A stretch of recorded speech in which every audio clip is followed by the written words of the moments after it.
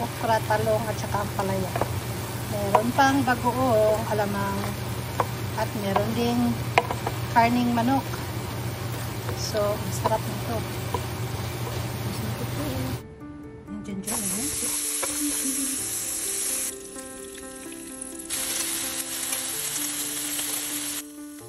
ang ating masarap na breakfast.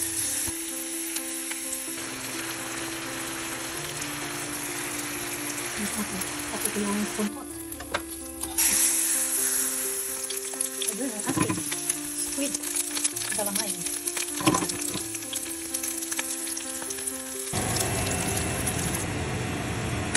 My fruit salad. How does it curry salad? 2 minutes. Perfect ang pagkaluto. Baked whiting fillet. Ayan. Ayun. Successful ang ating bitso. So ito siya. Buburan mo lang siya ng brown sugar or white sugar after siya maluto. Ganyan lang siya kabilis. Kasi ang unang bitso na alam ko, kasi dati sa amin madaming nagtitinda ng ganito, lalo na yung mga maraming tanim na kasawa. So most of the time ang bitso sa amin sa Cebu ay gawa sa kasawa. So ito na nga yun. Bitso ni Mrs. G. Cebuano version. Cebu version. Hey. You. Happy birthday to you.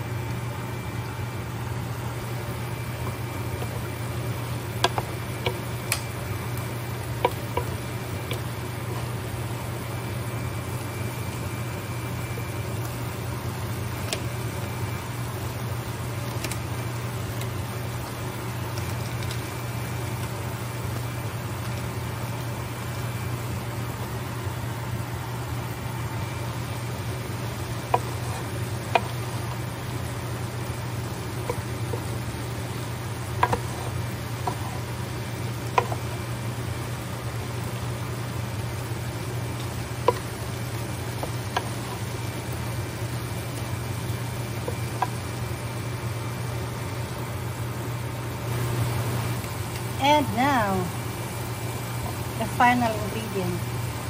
Ang ating ampalaya.